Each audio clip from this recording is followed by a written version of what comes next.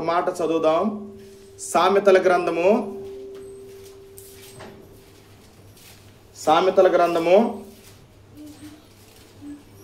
19వ అధ్యాయము 4వ వచనం ఇలాగ రాయబడి ఉన్నది. సామెతల గ్రంథము 19వ అధ్యాయము 4వ వచనము ఇలా రాయబడి ఉన్నది. ధనము గలవానికి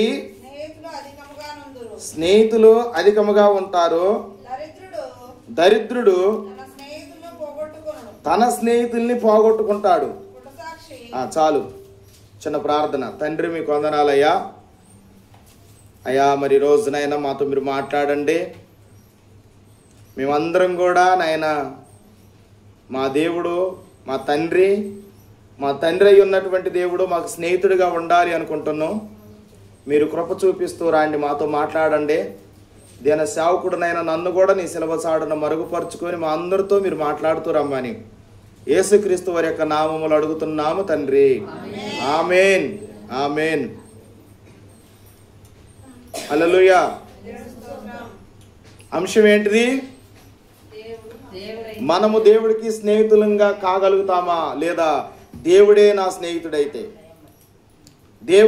స్నేహితుడైతే సామెతల గ్రంథములో 19వ అధ్యాయములో 4వ వచనములో చూసినట్లయితే ధనవంతుడికి అనేక మంది స్నేహితులు ఉంటారట, దరిద్రుడికి అట ఉన్న స్నేహితులు పోగొట్టుకుంటాడట.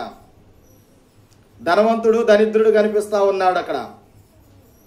ప్రియమైన దేవుని పిల్లలారా, జ్ఞాపకం చేసుకోండి, నా వైపు చూడండి. ఈ ధనవంతుడు ఎందుకు ఆ రకంగా ఉన్నాడు అని అంటే, ఎందుకు ధనవంతుడికి స్నేహితులు ఎక్కువ అవుతా ఉన్నారంటే, ధనవంతుడాట డబ్బును లెక్క చేయడాట, పరిస్థితుల్ని లెక్క చేయడాట, ఏ విధమైనటువంటి స్థితిగతులను కూడా లెక్క చేయడు. కానీ ప్రియమైన దేవుని పిల్లలారా, జ్ఞాపకం చేసుకోండి, తనతో స్నేహం చేస్తే, తనతో ఉంటే చాలా మందికి బెటరు, బెనిఫిట్, ఏదో సహాయం అందిద్దని ఉంటారు ప్రియులారా. ధనవంతుడితోనే ఆ రకంగా స్నేహం చేయాలనే ఆలోచన కొంతమందికి ఉంటుంది. కానీ దరిద్రుడి కాడ ఏమీ ఉండదని ఉన్నటువంటి స్నేహితులు ఏమవుతారట? దరిద్రుడి కాడ నుండి పోతారట.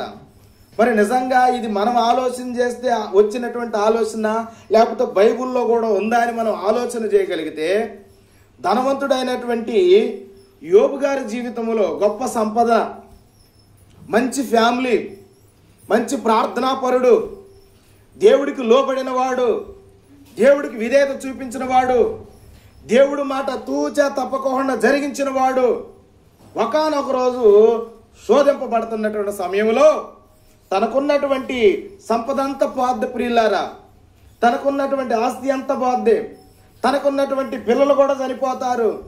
తన కాడున్నదల్లా ఒకటే, తన కట్టుకున్న భార్య మాత్రమే ఉంటుంది ప్రియులారా.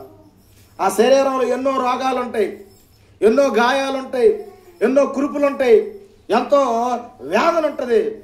ఆ సమయంలో ఎవరెవరు పోయారు, ఎవరెవరిని కోల్పోయాడో చూసినట్లయితే యోబు గ్రంథము 19వ అధ్యాయము 14వ వచనము ఈ రీతిగా రాయబడి ఉన్నది. నా బంధువులు నా యొద్దకు రాక ఉన్నారు, నా ప్రాణ స్నేహితులు నన్ను మర్చిపోయారట. చూడండి ఎంత ఘోరం. ఒక దరిద్రుడు లేదా ఒక పేదవాడు, ఏమీ లేనివాడు ఆ రీతిగా అయ్యాడు. ఆ సమయంలో దేవుని యొక్క పరీక్షల్లో ఉన్నాడు గనక అయ్యాడు, లేకపోతే ఆయనకి మించినటువంటి ఆస్తిపరుడు అక్కడ లేడు. ఆ సమయంలో జరిగినటువంటి ఒక ఘోరమైన పరిస్థితి ఏంటంటే, బంధువులాట ఆయన వద్దకు రావటం లేదట. స్నేహితులు, ఏ స్నేహితులాట? ఇల్లు ప్రాణ స్నేహితులాట ఏం చేశారట? యోబుని మర్చిపోయారట. ప్రాణ స్నేహితులేమో మర్చిపోయారు, బంధువులు అనుకున్న వారేమో దగ్గరకు రావటం లేదు. కారణం ఏంటంటే, ధనవంతుడిగా ఉన్నప్పుడు బంధువుల దగ్గరకు వచ్చారు, ధనవంతుడిగా ఉన్నప్పుడు స్నేహితులు పట్టించుకున్నారు, స్నేహితులు గుర్తుంచుకున్నారు, స్నేహితులు ఆయన దగ్గరకు వచ్చారు. కానీ ఇప్పుడు ఆయన పరిస్థితి దిగజారిపోయినప్పుడు ప్రియులారా, బంధువులు లేరు, ప్రాణ స్నేహితులు లేరు. ఈ లోకానుసారంగా ఇలా ఉంటే, అందుకని బైబిల్లో దేవుడు మీకా రాసినటువంటి పుస్తకంలో 7వ అధ్యాయం 5వ వచనంలో ఒక మంచి మాట రాసి ఉంచాడు. చూడండి, స్నేహితుని యందు నమ్మకం ఉంచవద్దు, ముఖ్య స్నేహితుని నమ్ముకొనవద్దు. దేవునికి స్తోత్రం. స్నేహితుడందు నమ్మకం ఉంచొద్దు. ముఖ్య స్నేహిని యందు స్నేహితుడు ఎవడైతే ఉండో వాడు నమ్మొద్దు. ప్రాణ స్నేహితుడు అని యోబు గారు భావించుకున్నాడు. కానీ ప్రాణ స్నేహితులు ఏమయ్యారట? యోబు గారిని మర్చిపోయారట. ఇక్కడ దేవుడు ఏమంటున్నాడు? ముఖ్యమైన స్నేహితుడుగా నువ్వు ఎవరినైతే ఎంచుకుంటున్నావో వాళ్ళ మాట వినొద్దు, వాడిని నమ్మొద్దు. ముఖ్యమైన వారిగా ఎవరినైతే భావించుకుంటున్నావో వాళ్ళ మాట వినొద్దు, వారిని నమ్మొద్దు. దేవునికి మహిమ కలుగును గాక. హల్లెలూయా. ఈ లోకంలో స్నేహాలు ఎలా ఉంటాయి ప్రియమైన దేవుని పిల్లలారా? మీ అందరికీ తెలుసు. అవకాశం ఉన్నదాకా ఒక రకంగా స్నేహం చేస్తారు, అవకాశం తీరిన తర్వాత మరొక రకంగా స్నేహం చేస్తారు. అంటే మన స్నేహాలు ఎలా ఉంటాయి అంటే అవకాశాన్ని ఉపయోగించుకునే స్నేహాలుగా ఉంటాయి ప్రియమైన దేవుని పిల్లలారా. చాలా మంది విశ్వాసులు కూడా ఎలా ఉంటారు? అవకాశం ఉన్నంతసేపు దేవుణ్ణి వెంబడిస్తారు, అవకాశం తీరిన తర్వాత దేవుణ్ణి లెక్క చేయరు. అంటే అవకాశానికి దేవుడా యేసు ప్రభు? అన్ని వేళల్లో దేవుడా? అన్ని వేళల్లో దేవుడైన దేవునికి స్తోత్రం. ఆయన నాట అన్ని వేళల్లో దేవదూతలో నిత్యము కూడా గాన ప్రతి గానముల ద్వారా పరిశుద్ధుడు పరిశుద్ధుడు పరిశుద్ధుడు అని స్తుతి గానాలు చేస్తూ ఉంటారు. కేరేబులు షేరేబుల మధ్య ఆయన ఆసీనుడు అయి ఉన్నాడు. ఆయన ఒక సమయానికో ఒక సంవత్సరానికి ఒక్కసారో నెలకొక్కసారికో ఆరాధించబడే దేవుడు కాదు ఆయన. ఆయన ప్రపంచవ్యాప్తంగా ఉన్న దేవుడు. ఆయన ప్రతి సమయం అందు కూడా ఆరాధించబడుతున్న దేవుడు. ఆయన అవకాశానికి మాత్రం దేవుడు కాదు ప్రియులారా. కానీ మనం కూడా మన ఆరాధన ఎలా ఉండాలంటే అన్ని వేళల్లో ఆయన స్తుతించే దేవుడుగా, అన్ని వేళల్లో ఆరాధించేటువంటి వారంగా మనం ఉండాలి ప్రియులారా. మరి ఎవరిని దేవుడే కోరుకొని నువ్వు నా స్నేహితుడు అన్నాడు? అమ్మా, ఎవరిని కోరుకున్నాడు దేవుడు నువ్వు నా స్నేహితుడు అని? చూడండి 2వ దినవృత్తాంతాల గ్రంథము 20వ అధ్యాయము, 2వ దినవృత్తాంతాల గ్రంథము 20వ అధ్యాయంలో 7వ వచనం ఇలా రాయబడి ఉన్నది. నీ జనులైన ఇశ్రాయేలీయుల నుండి ఈ దేశపు కాపురస్తులను తోలివేసి నీ స్నేహితుడైన అబ్రహాము యొక్క సంతతికి దేనిని శాశ్వతముగా దేవునికి మహిమ కలుగును గాక. నీ స్నేహితుడైన అబ్రహాము యొక్క దేవునికి మహిమ కలుగును గాక. అబ్రహాము స్నేహితుడు దేవుడా? దేవుడు స్నేహితుడు అబ్రహామా? దేవుడు స్నేహితుడే అబ్రహాము. దేవునికి మహిమ కలుగును గాక. దేవుడు అబ్రహాం గారిని స్నేహితుడు అనుకున్నాడు కనుకనే ఆయనకు స్వాస్థ్యమైనటువంటిది ఇచ్చాడు. ఈరోజు మనం కూడా మనల్ని కూడా దేవుడు నువ్వు నా స్నేహితుడు అనుకుంటే మనకిచ్చేది బ్రాండెడ్ ఇస్తాడు, శాశ్వత కాలం ఉండేది ఇస్తాడు. మనల్ని గెట్ట ఆయన స్నేహితుడు అనుకుంటే. చూడండి మరొక మాట, యెషయా గ్రంథం 41వ అధ్యాయం 8వ వచనం చూడండి. నా సేవకుడువైన ఇశ్రాయేలు నేను ఏర్పరచుకున్న యాకోబు నా స్నేహితుడైన ఈడ కూడా ఏమంటున్నాడు? అబ్రహాముని నా స్నేహితుడు అంటున్నాడా? అంటున్నాడు. ఏనండి యాకోబు 2వ అధ్యాయము 23వ వచనం. కాబట్టి అబ్రహాము నమ్మెను, అది అతనికి నీతిగా ఎంచబడెను అని లేఖనములు నెరవేర్చబడెను, మరియు దేవుని స్నేహితుడని అతనికి పేరు కలిగను. ఇక్కడ కూడా ఏమంటున్నాడు? దేవుడికే స్నేహితుడని అతనికి పేరు కలిగను.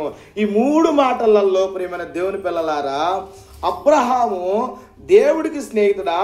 దేవుడికే అబ్రహాం గారి స్నేహితుడా? దేవుడికే అబ్రహాం గారు స్నేహితుడయ్యాడు. దేవుడే మరి ఏరి కోరి పిలుచుకొని స్నేహం చేశాడు అబ్రహాం గారితో. ఎందుకు చేశాడు అబ్రహాం గారితో స్నేహం అనేటువంటిది మనం ఆలోచన చేస్తే చాలా కారణాలు ఉన్నాయి. ఈరోజు దేవుడితో కూడా దేవుడు మనల్ని కూడా నా స్నేహితుడు, నా స్నేహితురాలు అనాలి అని అంటే మనలో కూడా చాలా గుణాలు ఉండాలి. దేవునికి స్తోత్రం. ఆయన మన పరిశుద్ధమైన గ్రంథంలో మనం చూసినట్లయితే 2వ దినవృత్తాంతాల గ్రంథంలో అంటున్నాడు నా స్నేహితుడు అబ్రహాము అని. యెషయా గ్రంథంలో అంటున్నాడు నా స్నేహితుడు అబ్రహాము అని. యాకోబు పత్రికలో అంటున్నాడు నా స్నేహితుడు అబ్రహాము అని. ఎందుకు మనందరికి కూడా అబ్రహాము గారు దేవుడు స్నేహితుడని మనకు పరిచయం చేస్తున్నాడు అని అంటే మనందరం కూడా ఆయన్ని స్నేహభావంతో చూడాలి. మనందరం కూడా ఆయనకి స్నేహితులం కాగలాలి. ప్రియమైన దేవుని పిల్లలారా, ఈ మాట చెప్పితేనైనా, ఇలాగ చెప్పితేనైనా నాతో ఇలా స్నేహం చేస్తారు అనే ఆలోచనతో దేవుడు అలా మనకి తెలియపరుస్తూ ఉన్నాడు. ఎంతమంది ఉన్నారు ఈరోజు దేవుడికి స్నేహితులుగా? ఎంతమంది దేవుడు మీకు స్నేహితులుగా ఉన్నారు? దేవుడు మనకి స్నేహితుడిగా ఉన్న మనకే ప్రయోజనము, మనం దేవునికి స్నేహితులుగా ఉన్న మనకే ప్రయోజనం. దేవునికి స్తోత్రం. అబ్రహాం గారిలో కొన్ని క్వాలిటీస్ను బట్టి, కొన్ని గుణాలను బట్టి, కొన్ని అర్హతలను బట్టి దేవుడు అబ్రహాం గారి దగ్గరికి దిగి వచ్చి నువ్వు నా స్నేహితుడు అన్నాడు. ఈరోజు మనతో అంటాడా దేవుడు? మన్నేమంటున్నాడు దేవుడు? అంటున్నాడా? మన్నేమంటున్నాడు? బైబిల్లో కొన్ని మాటలు చెప్పనా? మన ఏమంటున్నాడంటే సర్ప సంతానమా అంటున్నాడు, అల్ప విశ్వాసులారా అంటున్నాడు, మూర్ఖుల్లారా అంటున్నాడు. ఎన్నిసార్లు గద్దించినా విననల్లని ప్రజల్లారా అంటున్నాడు. తిరుగుబాటు స్వభావం ధరించుకున్న వారులారా అంటున్నాడు. ఇదే దేవుడు అబ్రహాం గారిని అంటున్నాడు అబ్రహామా నువ్వు నా స్నేహితుడు అంటున్నాడు. అబ్రహాముని ఎందుకు ఆ మాట అన్నాడు? సమాజంలో కొందరిని ఎందుకు ఈ రీతిగా అంటున్నాడంటే అబ్రహాములో ఉన్నటువంటి కొన్ని గుణాలను నేను చెబుతాను, జాగ్రత్తగా శ్రద్ధగా వినండి. దేవునికి స్తోత్రం. ఆదికాండము 18వ అధ్యాయము, ఆదికాండము 18వ అధ్యాయము 17వ వచనం ఇలాగ రాయబడి ఉన్నది. 18వ అధ్యాయము 17వ వచనం. అప్పుడు యెహోవా నేను చేయబోయే కార్యములు అబ్రహామునకు దాచెదనా? అబ్రహాము దేవునికి మహిమ కలుగును గాక. అబ్రహాం గారు స్నేహితుడైనటువంటి దేవుడు అబ్రహాం గారితో తెలియపరుస్తున్నారు ఏంటంటే నాకు స్నేహితుడిగా ఉన్న, నేను స్నేహం చేస్తున్న అబ్రహాం గారికి నేను చేసేది ఏమైనా దాస్తానా? ఏమైనా? మన స్నేహితులు మనకేమైనా దాస్తారా? అన్నీ చెబుతారు. మనం ఎవరితోనన్నా లోకంలో స్నేహం చేస్తే అన్నీ చెబుతారు. పాపం వాళ్ళు తల్లిదండ్రులకు చెప్పుకోకపోయినా, భార్య భర్తలకు చెప్పుకోకపోయినా, పిల్లలకు చెప్పుకోకపోయినా, అమ్మమ్మలకు తాతయ్యలకు చెప్పుకోకపోయినా మన స్నేహితులు మనకి అన్ని కూడా చెప్పుతారు. ప్రియమైన దేవుని పిల్లలారా, ఇప్పుడు అబ్రహాం గారిని కూడా దేవుడు ఏమనుకుంటున్నాడు? నా స్నేహితుడు అనుకుంటున్నాడు. కాబట్టి ఇప్పుడు దేవుడు చేసే ప్రతిది కూడా అబ్రహాం గారికి చెప్పుతున్నాడు. నేనేమన్నా నీకు దాసేదనా అబ్రహామా అంటున్నాడు. ఏంది దాని అర్థం? మీ అందరికీ సొదొమ గొమొర్రాల గురించి తెలుసా? ఆ ప్రాంతం గురించే దేవుడు అంటున్నాడు అక్కడ చేసే ప్రతిది కూడా నీకు చెప్పకోకుండా ఉందునా అయ్యా? నీకు తెలియకుండా నేనేమైనా చేస్తానా అని దేవుడు అబ్రహాం గారు మాట్లాడుతూ ఉన్నప్పుడు అబ్రహాం గారితో ఒక రోజు చెప్పాడు, అయ్యా అబ్రహామా, ఆ ప్రాంతాన్ని నేను ఇదిగో పైనుంచి అగ్ని గంధకాలను కురిపించి ఆ ప్రాంతాన్ని అంతటిని నాశనం చేయబోతున్నాను అన్నాడు. ఓ దేవా, ఎందుకు నాయన అంటే దేవుడు చెబుతున్న మాటలు ఏంటంటే ఆ ప్రాంతంలో నేను చాలాసార్లు నా రక్షకమైన సువార్త చెప్పించాను, ఎవరూ లెక్క చేయలేదు. నా దూతలను పంపించాను, ఎవరూ లెక్క చేయలేదు. అక్కడ బిల్డింగులు కట్టుకుంటున్నారు. ఉగ్రత దిన రోజు ఆస్తి అక్కడికి రాదని చెప్పినా వినటం లేదు. అక్కడ వ్యభిచారం జరుగుతూ ఉన్నది, అక్కడ నరహత్య జరుగుతూ ఉన్నది, అక్కడ విగ్రహారాధన జరుగుతూ ఉన్నది. అక్కడ దేవుడి మాట విననటువంటి ప్రజలు విపరీతంగా పెరిగిపోతా ఉన్నారు. అంత పెద్ద ప్రాంతాన్ని నేను సృజిస్తే ఆ ప్రాంతంలో మనుషులను నేను పెడితే నన్ను ఒక్కరు లెక్క చేయట్లేదయ్యా, కనుక నాకు కోపం వచ్చింది. అప్పుడు అబ్రహాం గారు అంటున్నాడు, దేవా ఒక 50 మంది నీతిమంతులు ఉంటే ఆ ప్రాంతాన్ని ఏం చేయకుండా ఉంటావా? అద్భుతమైనటువంటి సంభాషణ జరుగుతుంది. ఎవరెవరికి? అబ్రహాం గారికి. నిజంగా మనం పర్సనల్గా ఎవరితో మాట్లాడతాం? మన స్నేహితులతోనే మాట్లాడతాం, అవునా కదా? ఇక్కడ అబ్రహాం గారు చెబుతా ఉన్నారు, దేవుడితో అంటున్నాడు, దేవా ఒక 50 మంది నీతిమంతులుంటే ఆ ప్రాంతాన్ని వదిలేస్తావా అంటున్నాడు. ఓ ఖచ్చితంగా.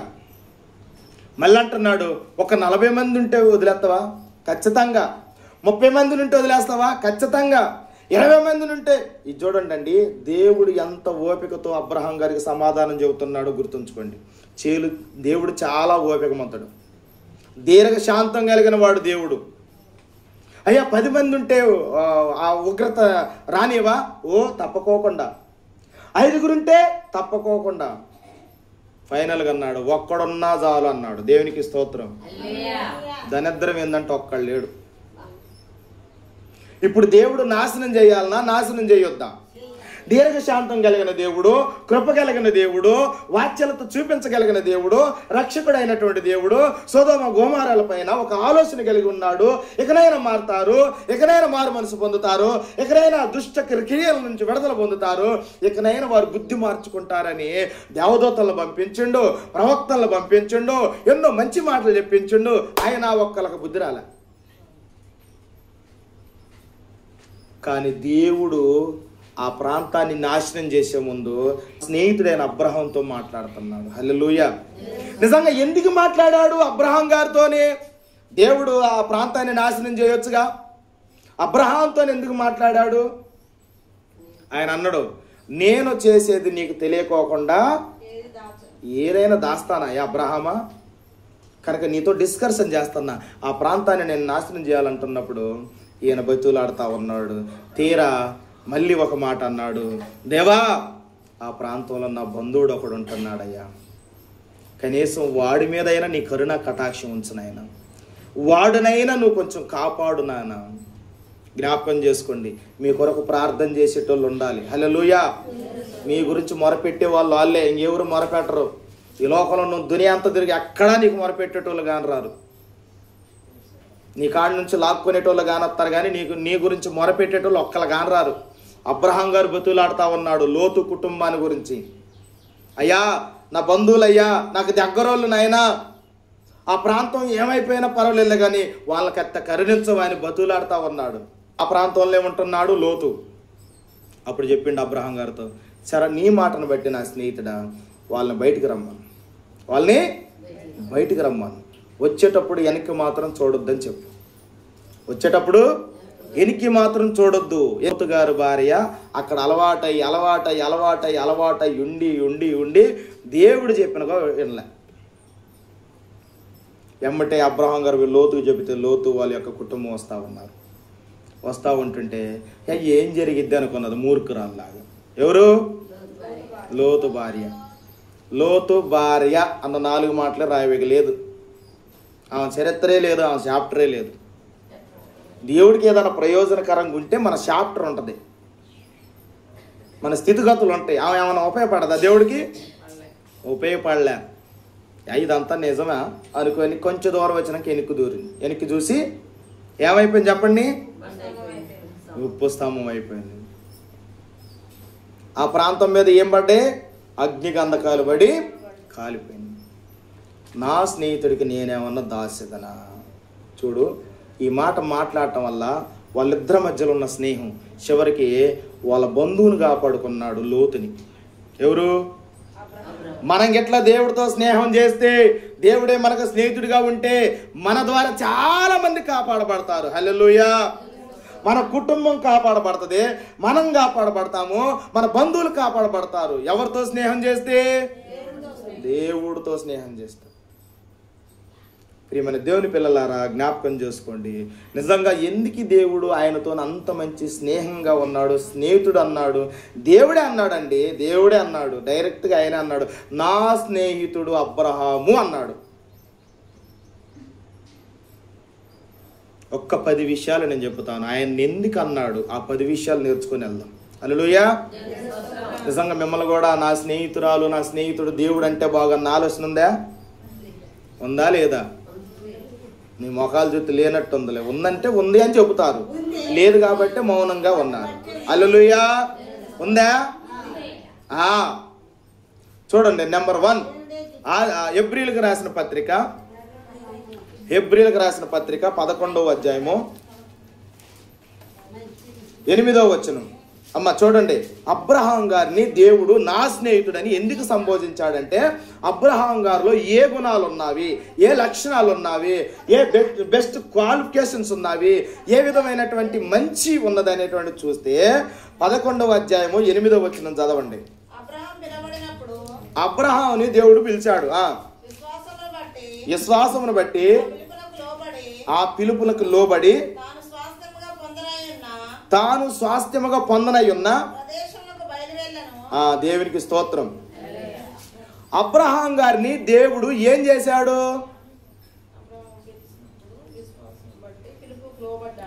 అబ్రహాం గారితో దేవుడు మాట్లాడాడు. హల్లెలూయా. మొట్టమొదటి మాట ఏంటంటే, అబ్రహాం గారితో దేవుడు మాట్లాడాడు. అయ్యా, నేను ఒక్క అడిగి పంపిస్తున్నా, నువ్వు నీ కుటుంబం వెళ్ళాలి అని అబ్రహాం గారితో దేవుడు మాట్లాడినప్పుడు అబ్రహాం గారు విన్నాడా? నాకెందుకులే అన్నాడా? విన్నాడా? మొదటి క్వాలిఫికేషను, మొదటి అర్హత, ఆయనకున్న ఒక మంచి లక్షణం ఏంటంటే దేవుడు మాట వినటానికి ఇష్టపడ్డాడు. ఎవరు మాట? దేవుడు మాట వినటానికి ఇష్టపడ్డాడు. ప్రియమైన దేవుని పిల్లలారా, అంత మాత్రమే కాదు, ఇని లోబడ్డాడు. అంత మాత్రమే కాదు ప్రియమైన దేవుని పిల్లలారా, లోబడి విధేయత చూపించాడు. విధేయత చూపించటం అంటే పని జరిగించాడు, బయలుదేరాడుగా. అబ్రహాము గారు దేవుడు మాట విన్నాడు, లోబడ్డాడు, విధేయత చూపించాడు. ఎక్కడికి వెళ్ళాలో తెలియదు, ఏ ఊరికి వెళ్ళాలో తెలియదు, ఏ ప్రాంతానికి వెళ్ళాలో తెలియదు, ఎక్కడ గుడారం వేయాలో తెలియదు, ఎక్కడ భోజనం వండుకోవాలో తెలియదు, ఎక్కడ సేవ చేయాలో తెలియదు, ఎక్కడ ఈ బరిగొడ్లు కట్టేసుకోవాలో తెలియదు, ఎక్కడ ఎవరితో మాట్లాడాలో కూడా తెలియదు. అయినప్పటికను దేవుడు మాట విని ఆయన లోబడి విధేయత చూపించి బయలుదేరాడు. మొదటి క్వాలిఫికేషన్ ఇది. దేవునికి మహిమ కలుగును గాక. రెండోది మనం చూసుకున్నట్లయితే ప్రియమైన దేవుని పిల్లలారా, అక్కడ మనకు రాయబడినటువంటి మాట ఏందనంటే, ఆయనకి ఏమున్నదాట? రెండో మాటలో మనకు తెలిసిన విషయం ఏంటిది? ఆయనకి విశ్వాసం ఉన్నదాట. విశ్వాసమును బట్టే కదా, ఆయనకి విశ్వాసం ఉన్నదాట. మొదటిదేమో లోబడ్డాడు, మాట విన్నాడు, లోబడ్డాడు, విధేయత చూపించాడు, ప్రయాణం అయ్యి పనిచేశాడు, వెళ్తున్నాడు. రెండో మాట ప్రియమైన దేవుని పిల్లలారా, ఆయనలో విశ్వాసం ఉంది. ఏముంది? విశ్వాసం అంటే ఏందో తెలుసా? ఆయనకి ఎక్కడికి వెళ్ళాలో తెలియదు, కానీ వెళ్ళటానికి బయలుదేరాడు. అదే విశ్వాసం. ఎక్కడికి వెళ్ళాలో, ఏం చెయ్యాలో కూడా తెలియదు, కానీ బయలుదేరాడు. ఏమేం పట్టుకొని బయలుదేరాడు? ఆయనకున్నదంతా పట్టుకొని బయలుదేరాడు. ఏమేమున్నది ఆయనకి? అమ్మా, భార్య ఉన్నది, పశువులు జంతువులు ఉన్నాయి, సంపద ఉన్నది. ఇదంతా పట్టుకొని మనం ఒక్కోసారి రూమ్ షిఫ్ట్ చేసేటప్పుడు ఎంత యాతన పడతాం. ఆడికి పోయి రూములు కడగాలి, అన్ని సర్దాలి. కానీ అబ్రహాం గారిని దేవుడు పిలిచినప్పుడు ఏమి మాట్లాడకోకుండా అన్ని సర్దుకొని వెళ్ళాడు. దేవునికి మహిమ కలుగును గాక. ఎందుకు, దేంతో వెళ్ళాడు, ఏ వాహనంతో వెళ్ళాడు, ఏ ట్రావెలింగ్ చేశాడు, ఏ బండి ఎక్కాడు, ఫ్లైట్ ఎక్కాడా, ట్రైన్ ఎక్కాడా, ఎట్ల బండి ఎక్కాడా, గుర్రం ఎక్కాడా, ఏవెక్కాడు, ఆయనకి ఏమన్నా రిక్షా ఎక్కాడా, హెలికాప్టర్ ఎక్కాడు, ఏవెక్కాడంటే ఆయన విశ్వాసం మీద కూర్చున్నాడు. దేవునికి స్తోత్రం. దేని మీద కూర్చున్నాడమ్మా? విశ్వాసం మీద కూర్చున్నాడు. ఆయన విశ్వాసులకి అందరికి ఏమవుతాడు? అబ్రహాం గారు విశ్వాసులందరికీ అబ్రహాం గారి తండ్రి. మరి నిజంగా విశ్వాసులకు తండ్రి అయినప్పుడు మనం ఈయన ఎక్కడుండాలి? దేవుడు క్రియేట్ అంటే సృష్టించినప్పుడు మొదటగా చేయబడాలి అబ్రహాం. అప్పుడు మొదటోడు కాబట్టి విశ్వాసులకు తండ్రి అనొచ్చు. కానీ అబ్రహాం గారి కంటే ముందు అవతల వ్యక్తులు ఉన్నారా లేరా? ఎవరెవరు ఉన్నారు చెప్పండి మీకు తెలిసిన వాళ్ళు? విశ్వాసులు. అమ్మా, ఆనోకు అప్పుడున్నోడేనా? అవతలేనా? ఏబేలు అప్పుడున్నోడేనా? నోవాబు? వీళ్ళలో విశ్వాసం ఉందా లేదా? వీళ్ళలో ఎట్లాంటి విశ్వాసం ఉందో చెబుతా. దేవుడికి నేను చచ్చినా పర్వాలేదు, దేవుడికి ఇష్టమైంది బలి ఇవ్వాలని ఏబేలు అర్పించాడు. నేను మరణించినా పర్వాలేదు, కానీ దేవుడి కోరికను నేను తీర్చాలి, దేవుడి ఇష్టాన్ని నేను తీర్చాలని తన ప్రాణాన్ని పణంగా పెట్టుకొని అర్పణ కలిగిన వాడు. అంటే ఆయన ఎంత విశ్వాసం ఉంది? ఆయనకి చాలా ఉందా? చెప్పరే. ఆనోకు ఉన్నాడు. ఎవరితో నడిచారు? ఈ లోకంతో నడవల, పాపంతో నడవల, శాపంతో నడవల, బంధువులతో నడవల, ఎవరు మూర్ఖులతో నడవల, నటించే వాళ్ళతో నడవలేదు, ఆశ చూపించేవాడు ఎవరితో నడవల, దేవుడితో నడిచాడు. కానీ ఆయనలో ఎంత విశ్వాసం ఉంది? ఎన్ని వందల సంవత్సరాలు నడిచాడు తెలియదు. 360 300 సంవత్సరాలు పైబడి నడిచాడు. ఎవరితో? దేవుడితో. తర్వాత నోవాహు కాడికి వద్దాము. ఈయనలో ఎంత విశ్వాసం ఉన్నది చూడండి. నోవాహు ఫలాని సమయంలో ఫలాని సంవత్సరానికి ఇదంతా నాశనం చేస్తున్నాను ఆయన, నేను, నువ్వు ఒక వాడ కట్టుకోయా నీ కుటుంబం కొరకు అన్నాడు. ఎవరితో చెప్పారమ్మా? నోవాహుతో చెప్పాడు. అప్పుడు నోవాహు ముసలోడే. నోవాహు కుటుంబ సభ్యులు ఎంతమంది? ఎవరెవరు? భార్య, భర్త, 3 పిల్లగాళ్ళు, 3 కోడళ్ళు. ఓకేనా? 8 మంది వాళ్ళందరూ వాడ తయారు చేసుకున్నారు. ఎన్ని సంవత్సరాలు తయారు చేసుకున్నారు? 120. 120 సంవత్సరాలు విశ్వాసం ఉండే తయారు చేసుకున్నాడా? లేకపోతే అప్పుడప్పుడు ఏంద్రా నాయన ఈ కొన్ని దొరకట్లే, దేవుడు ఏందో నాకు అగ్ని పరీక్ష పెట్టాడు అనుకుంటూ తయారు చేశాడా? 120 సంవత్సరాలు కూడా బైబిల్లో రాయబడిన మాట.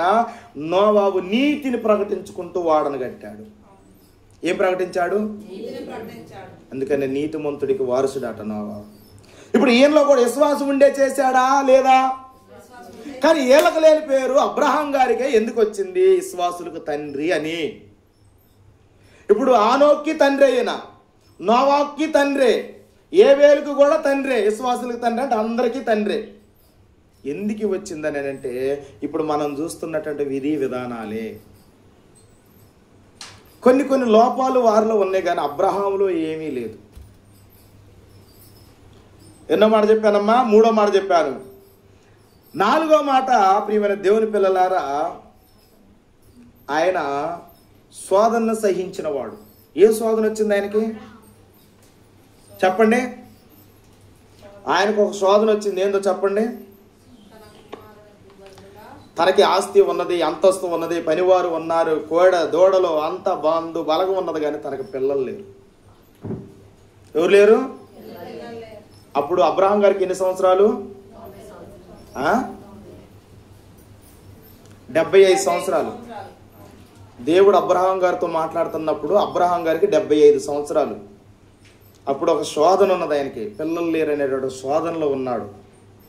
ప్రియమైన దేవుని పిల్లలారా, జ్ఞాపకం చేసుకోండి, ఆ శోధనను కూడా ఆయన సహించాడు. హల్లెలూయా. దేవుడు వచ్చి మాట్లాడారు, అయ్యా ఇష్కరేణులను చూడు, ఆకాశంలో ఉన్న నక్షత్రాలు చూడు, వాటికంటే విస్తారమైనటువంటి సంతానాన్ని నీకు నేను ఇస్తున్నానన్నప్పుడు ఎదురు చూశాడు. ఎన్ని సంవత్సరాలు ఎదురు చూశారు చెప్పండి కరెక్ట్ మీరు?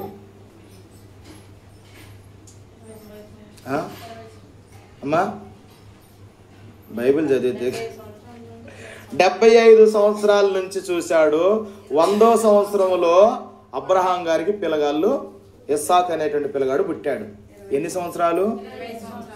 25 సంవత్సరాలు ఎదురు చూస్తే పిల్లగాడు పుట్టిండు. ఏ యవనంలో ఉన్నారు వాళ్ళు? పడుసు యవనంలో ఉన్నారా? వాళ్ళు ముసలి యవనంలో ఉన్నారు.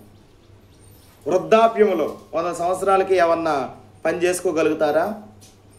కానీ బైబిల్లో రాయబడిన మాట ఏందో తెలుసా? విశ్వాసమును బట్టి వాళ్ళు బలం పొందుకున్నారు. దేవునికి స్తోత్రం. ఈ విశ్వాసాన్ని బట్టి బలం పొందుకొని వారు వృద్ధాప్య జీవితం నందు దేవుడు మాట కొరకు 25 సంవత్సరాలు ఎదురు చూస్తే దేవుడు వాగ్దాన పుత్రుని ఇచ్చాడు, ఆయనే ఇస్సాకు. అంటే ఎదురు చూశాడు, ఆయన సహించాడు. ఏం సహించాడు? శోధన సహించాడు. తర్వాత మనం చూసుకుంటే ప్రియమైన దేవుని పిల్లలారా, 5వ మాట ఆయనను చూసుకున్నట్లయితే ఇచ్చినటువంటి కుమారుడిని దేవుడు ఏమడిగాడు? బలి అడిగాడు. అయ్యా ఇక నుంచి ఈ కుమారుడు ఆరాధనలో ఉండాలి అనలే దేవుడు. ఇక నుంచి ఈ కుమారుడు నా పని చెయ్యాలి అనలే దేవుడు. ఇక నుంచి ఈ కుమారుడు నా సేవ చెయ్యాలి, లేకపోతే మందిరం శుభ్రం చేయాలి, ఈ గ్రామంలో సువార్త ప్రకటించాలని చెప్పలే దేవుడు. ఏమడిగాడు అబ్రహాముని? అయ్యా నీకు ఒక్కగానొక్క కుమారుడు ఉన్నాడు ఇస్సాకు, ఇస్సాకుని నాకు బలి అన్నాడు. ఏమని చెప్పాడు మరి? మనమైతే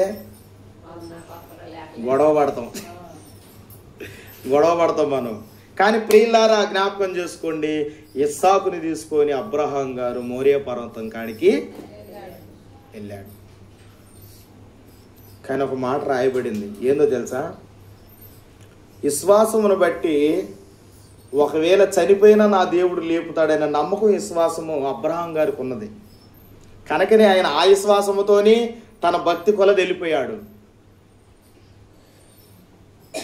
అంటే ఇక్కడ ఏమర్థమవుతుంది?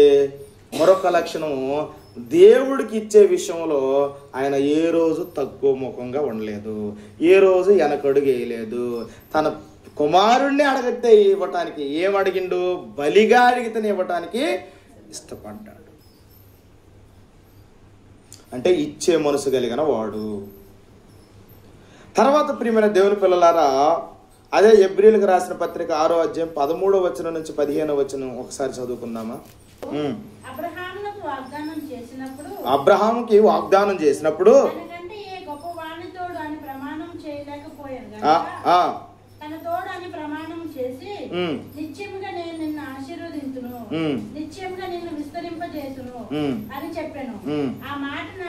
ఆ మాట నమ్మి అతడు, అండర్లైన్ చేసుకోండి, ఓర్పుతో సహించి దేవునికి మహిమ కలుగును గాడు. ఇక్కడ చెప్పిన సీక్రెట్, అబ్రహాం గారు ఆ వాగ్దాన ఫలం ఎలా పొందిండంటే ఓర్పుతో సహనముతో సహించుకుంటూ ఉన్నాడు. ఆయన మనకుందంటారా ఓపిక? మనకుందంటారా ఓపిక? బలహీనతలు వచ్చినా ఉండవు మనకు ఓపిక, కరువు వచ్చినా ఓపిక ఉండదు. కానీ అబ్రహాం గారు ఎందుకు పొందుకున్నాడు అంటే ఆయన చెబుతున్నాడు, దేవుని యొక్క బైబిల్ మాట చెబుతా ఉన్నది, ఆయన ఓర్పుతో సహిస్తూ అబ్రహాము వాగ్దాన ఫలాన్ని పొందాడట. దేవుడు మనకి ఏదో ఇస్తానంటాడు, మనకిస్తానంటే ఎమ్మటే ఇయ్యడు, నిన్ను పరీక్షిస్తాడు. దేవునికి స్తోత్రం. ఈ పరీక్షల్లో నువ్వు సహించాలి, ఓర్పు కలిగి ఉండాలి. అప్పుడే వాగ్దానం చేసిన ఫలము నువ్వు పొందుకోగలుగుతావు. అబ్రహాం గారు తన జీవితంలో ఓర్పు సహనం కలిగి వాగ్దానాన్ని పొందుకున్నాడు. ప్రియమైన దేవుని పిల్లలారా, తర్వాత మాట మనం చూసుకున్నట్లయితే అబ్రహాం గారు భయభక్తులు కలిగి ఉన్నాడు. ఏం కలిగి ఉన్నాడమ్మా? భయభక్తులు కలిగి ఉండటం అంటే ఎలాగంటే, ఇక దేవుడే నా లోకం, దేవుడే నా సర్వం, దేవుడే నాకు ఆధారం, దేవుడే నాకున్నవాడు, దేవుడితోనే చెప్పుకోవాలి, దేవుడు పాదాల కాడ ఉండాలి, దేవుడినే చూడాలి. ఇది భయభక్తులు. లాస్ట్ మాట మనం చూసుకున్నట్లయితే ప్రియమైన దేవుని పిల్లలారా, అబ్రహాం గారు ఇతరులను ప్రేమించాడు. అబ్రహాం గారు ఇతరులను ప్రేమించాడు. ఆ మనసు మనందరికి కూడా ఉండాలి. చెప్పండి ప్రియులారా, దేవుడేమో అబ్రహాం గారిని నా స్నేహితుడు అన్నాడు. ఇప్పుడు మనల్ని కూడా దేవుడు నా స్నేహితుడు అంటే మనలో ఏ క్వాలిటీస్ ఉండాలట? ఫస్ట్ మాట చెప్పండి. దేవుడు మనల్ని, నువ్వు నా స్నేహితుడవు స్నేహితురాలు అని ఒకవేళ మనల్ని దేవుడు పిలవాలి అని నీకు నాకు ఆలోచన ఉంటే మనలో ఈ గుణాలు ఉండాలి ప్రియులారా.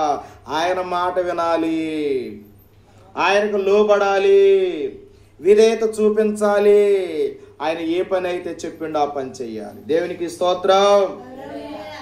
అంత మాత్రమే కాదు ప్రియమైన దేవుని పిల్లలారా, ఆ విశ్వాసముతో ఉండాలి. శోధనలు వచ్చినప్పుడు అనుభవించాలి, భరించాలి. విశ్వాసములో ఉండాలి. ప్రియమైన దేవుని పిల్లలారా, మనం ఇవ్వగలిగేది ప్రతిది కూడా ఆయనకి ఇవ్వాలి. మన కాదు, ఆయనకి చల్లాలి. యేసు ప్రభు వారే పన్ను కట్టారు. ఏం కట్టారు? పన్ను కట్టారు. ప్రభుత్వానికి యేసు ప్రభు వారు పన్ను కట్టారు. మనం కూడా పన్ను కట్టాలి యేసయ్యకి. దేవునికి స్తోత్రం. కనుక ప్రియమైన దేవుని పిల్లలారా, జ్ఞాపకం చేసుకోండి, అక్కడ రాయబడినటువంటి మాట, ఆయన ఓర్పు సహనం కలిగిన వాడుగా ఉన్నాడు. మనకి ఏదన్నా సాధించాలంటే ఓర్పు సహనం ఉండాలి. మనకు అది లేకపోతే, ఓర్పు సహనం లేకపోతే మనం ఏమి కూడా పొందుకోలేము. భయభక్తులు ఉండాలి, చివరదిగా ప్రేమ ఉండాలి. మరి ఇంకొక వ్యక్తిని కూడా అన్నాడు, నా స్నేహితుడు అని. ఎవరు చెప్పండి, మీకు ఏమైనా గుర్తుందా? ఎందుకన్నాడు? ఇడుదురు ఎందుకన్నాడు? మోసే దేవుని ఇల్లంతట్లోనూ అది అందుకని అన్నాడు. ఈయనేమో అన్ని చాలా గుణాలు నేనులో, ఆయనలో కూడా చాలా ఉన్నాయి. కానీ ఒకటి గుర్తు చేస్తున్నాడు, నా ఇల్లంతట్లో నమ్మకమైనటువంటి వాడు మోషే. యోహాను సువార్త 15వ అధ్యాయము 15వ వచనం. దాసుడు తన యజమానుడు చేయు దానిని ఎరగడు గనక ఇక మీదటను మిమ్మును దాసులనని పిలవక దేవునికి మహిమ కలుగును గాక. ఎవరంటున్నారు నేరుగా ఈ మాట?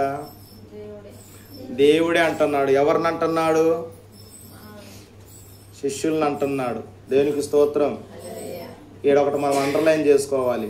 అబ్రహాం గారిని దేవుడు నా స్నేహితుడు ఎందుకు అన్నాడు అనేటువంటిది ఒక 17 మన లక్షణాలు చూసాము. శిష్యుల్ని ఎందుకు అంటున్నారు అనేటువంటి ఆలోచన చేస్తే, ఎక్కడ ఎవరిని పిలిస్తే వాళ్ళు ఆ పని వదిలిపెట్టి వచ్చారు. ఎక్కడ ఎవరిని పిలిచినా ఆ పని వదిలిపెట్టి క్రీస్తుని వెంబడించారు. వాయిదాలు చెప్పారా? అమ్మా రేపొత్తమని చెప్పారా? మాపొత్తమని చెప్పారా? వచ్చే నెల వస్తామని చెప్పారా? చూద్దాములే అని చెప్పారా? ఎవరు కూడా ఆ సాకులు చెప్పలే. కానీ మనమైతే గృహకూడలు పెట్టించుకోవడానికి ఎన్నో వంకలు సాకులు.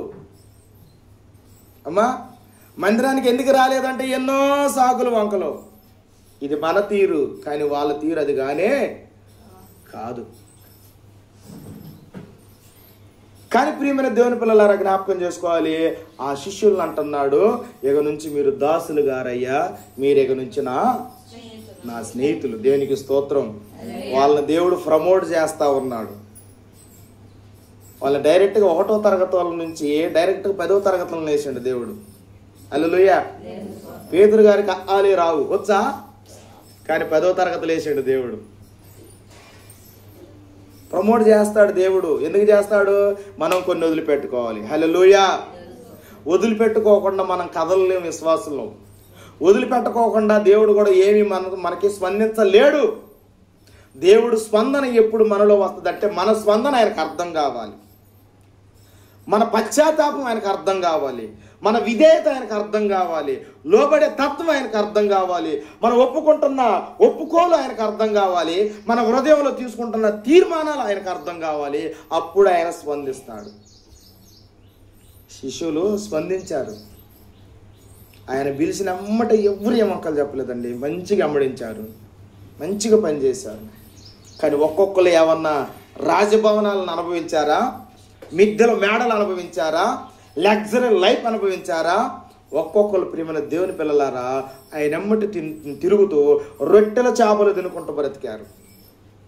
పడుకోవటానికి మంచాలు కూడా లేక కింద పడుకొని బ్రతికారు ఆయన ఎమ్మటి. రేయనక పగులనక సముద్రాలలో వాడల మీద ప్రయాణం చేస్తూ బ్రతికారు. మీకు ఒక బాధాకరమైన విషయం చెప్పనా? ఒక్కొక్కళ్ళు ఒక్కొక్క ఘోరమైన మరణాన్ని మరణించారు. ఎక్కడుందో వాళ్ళకి అంత మంచి ఉందా? మరి ఏంది వాళ్ళకి అంత పిచ్చి అంటే, ఈయన పిచ్చోడు మన కొరకు. దేవునికి స్తోత్రం. ఈ మంచి పిచ్చోడు కొరకు వాళ్ళు పిచ్చోళ్ళు అయ్యారు. మనం కూడా పిచ్చి ముదరాలి మనకి. మనకేమో లోకంలో ఉన్న వాటి మీద ముదిరితే మన పిచ్చి, తెలుసుకొని కూడా ఆయన మీద ముదరకపోతే మన పిచ్చి. అర్థం లేదు పర్థం లేదు ప్రియమైన దేవుని పిల్లలారా. 14 వచనం చదవండి, నేను ముగిస్తా. అదే 15:14.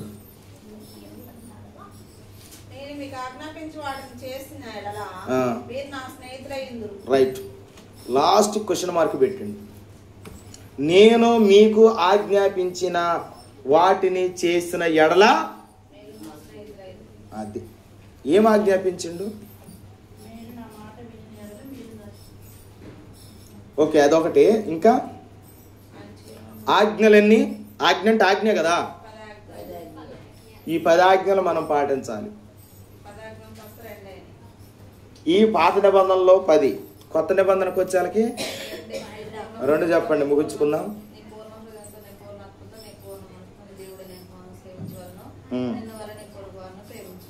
ఈ 2 ఆజ్ఞలు పెట్టాడు. మనం బలహీనులు అని దేవుడికి తెలిసి నువ్వు అదంతా పక్కన పెట్టలే కానీ ఈ 2 పాటించన్నాడు. ఈ 2 పాటించేటోళ్ళు ఏమవుతారట? యేసుక్రీస్తుకి స్నేహితులైతారు. ఇప్పుడు యేసు ప్రభువే నా స్నేహితుడై నా పక్కనుంటే నాకేమైనా కొరత ఉంటుందా? ఉంటుందమ్మా? యేసు ప్రభువే మన నరసాపురానికి మంచి స్నేహితుడై ఉంటే మనకు నరసాపురానికి ఏమైనా కొరత ఉంటుందా? ఉండదు. ఎవరికి వాళ్ళే ఈరోజు దేవుడు నా స్నేహితుడు కావాలని మీ ప్రార్థనలో ఉంచుకోండి. ఆయన స్నేహితుడైతే మీ ప్రతి అవసరత తీర్చగలుగుతాడు, ప్రతి రోగాన్ని తీయగలుగుతాడు, ప్రతి ఆర్థికమైన ఇబ్బందులు కొట్టివేయగలుగుతాడు. ఆయన మన స్నేహితుడైతే ప్రతిది కూడా సమకూరుస్తాడు. దేవునికి స్తోత్రం. కళ్ళు మూసుకోండి, ప్రార్థన చేసుకుందాం. కొన్ని మాటలు దేవుడు మన హృదయాలలో ఫలింపు చేయునుగాక. ఆమేన్, ఆమేన్.